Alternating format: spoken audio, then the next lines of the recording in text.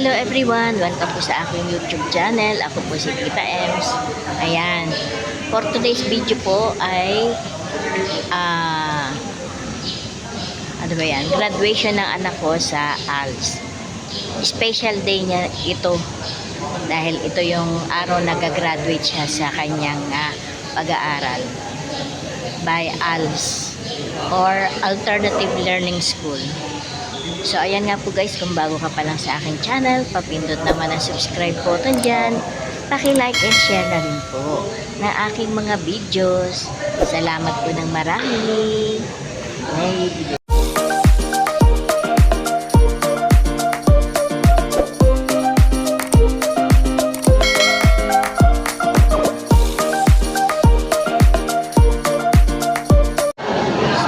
Magsisimula na sila kasi inaayos na yung pila. Busy na ang bawat isa.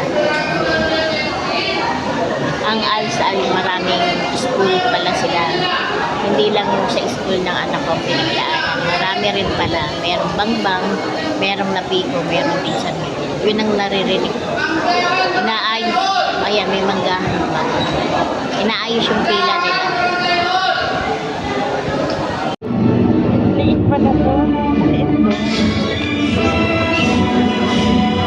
Mula naman sa Maybunga Elementary School Main Learning Center at Santolan Barangay Hall Learning Center, kasama ang kanilang buong tagapayo, Sir Arvin H. Asucio.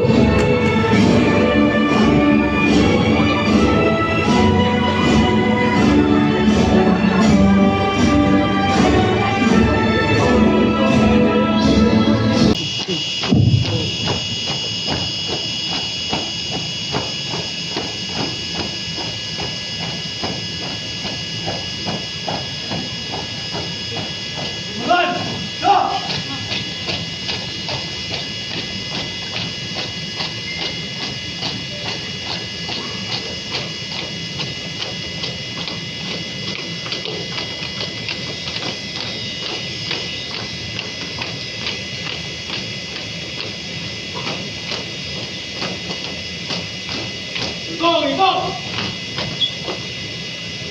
Maraming sa Pilipinas! Sa mga proud parents po natin, mga family members na kasama ng ating mga magsisipagtapos, isang mapagpalang umaga po sa ating lahat. Congratulations sa ating mga graduates, sa ating magsisipagtapos. Alam ko marami sa inyo, iba-iba po ang rason bakit hindi tayo nakapagtapos, no?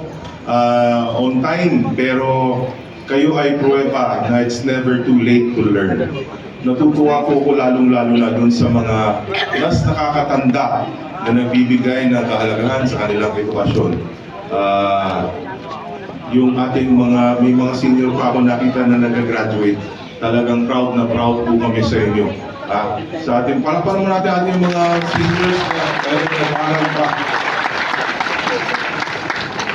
At sa ating mga kabataan naman na nag-graduate din mula elementary or junior high or high school, kayo ay patunay na pwede nating ayusin ang ating landas.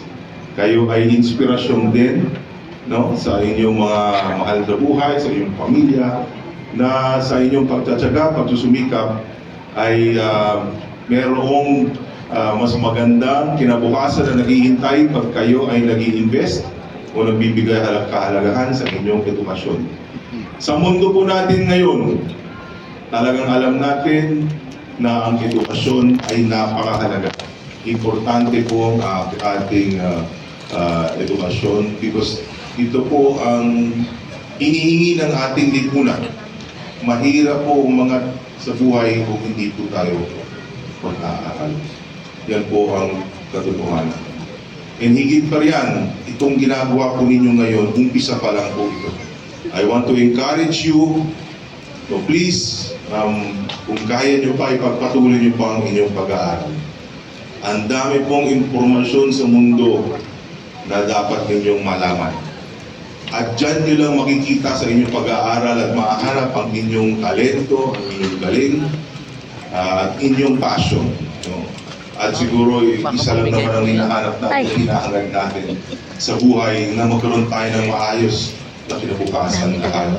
At ang tinatanim nyo ngayon sa inyong edukasyon, ito po ay magbubunga. So tuloy-tuloy sana ang inyong pagsasaliksik ng pag-aaral, ng inyong mga talento. Hindi nyo kailangan lahat magpunta sa kolehiyo.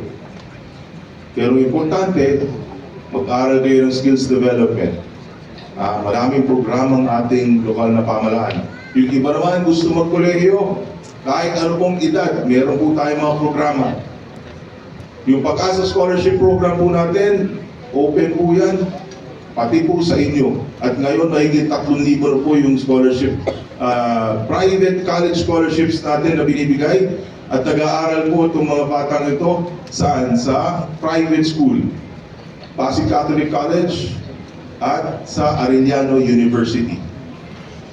Pwede po kayong mangarap ng mataas dahil nandito po, kagapay ninyo ang ating mahal na lungsod ng Pasig para sa ibuunlad ng bawat isa sa inyo. Muli, sa ating mga magsisipagtapos, continue your education. Napaka-proud namin sa inyong lahat. Nagpapasalamat din po ako sa ating, of course, sa Department of Education, sa programa nila, sa ating mga guro na nagtsatsaga, na tuloy-tuloy na nagbibigay pagkakataon makapagtapos ang ating mga kababayan. So again, congratulations po sa inyong lahat. I wish your future to be bright and full of blessings. Maraming salamat po.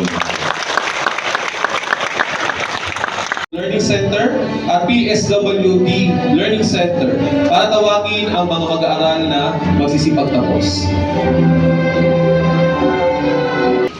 Magandang umaga po sa ating lahat. Una-una sa ating 292 ALS graduates, congratulations po sa inyo. Palakpakan po ninyo ulit ang inyong mga sarili. Maraming salamat at makakaasa kayo ng inyong lokal na pamahalaan ay patuloy na magtutulungan, mag-aambag para maging mas maganda pa ang ALS program natin sa lungsod ng Pasig. Marami pa tayong kailangan gawin, pero sa umagang ito, ang importante, nandito tayo magkakasama at isa po itong napaka-importanting milestone para sa mga buhay ninyo. Yung sertipiko o diploma ninyo, habang buhay nyo pong dala-dala yan. At sigurado po ako na magiging mas maganda pa ang kinabukasan po ninyo at umpisa po ang inyong sertipiko at diploma po na ito. Kaya muli po sa inyong lahat, sa 292 graduates natin, congratulations, we are happy and proud of you. Maraming salamat.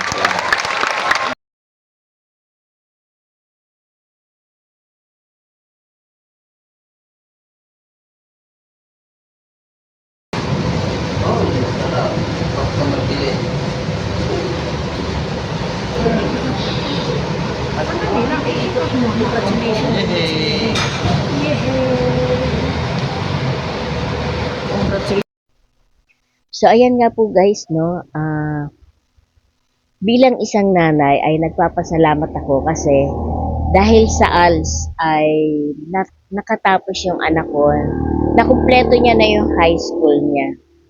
Kasi nga hanggang second year high school lang natapos ng anak ko. Dahil sa ALS ay natapos niya ang high school. Ang diploma na na-receive niya ay pwede na rin pala daw itong i-consider na sa kung papasok pa siya ng college or sa TESDA. Pwede na daw yung diploma na yun. So, masaya din ako kasi yung mismong anak ko na nagsabi na mag-aaral nga daw siya sa ALS. Kaya bilang isang nanay, natutuwa ako talaga. Masaya ako. Kahit papano, malaking tulong ang ALS sa nanay na katulad ko. So, yun nga lang po guys. Hanggang dito na lang ang aking video. Kung sakaling mapadaan sa wall ninyo, sa YouTube wall ninyo, ang channel ko, pahingi naman ng suporta dyan. Papindot na lang po ng subscribe button. Paki-like and share na rin po ang video na ito. motivation para sa mga taong hindi nakapag-aral dahil sa kagipitan, hindi nakapag-aral dahil may problema. Basta may mga rason kung bakit hindi nakapag-aral. Sa pamagitan ng ALS, malaking bagay pala ang ALS talaga. Kasi talagang napaka-importante ng edukasyon. So, yun lang po. Salamat po ng marami sa panonood sa aking ng video. And God bless po everyone.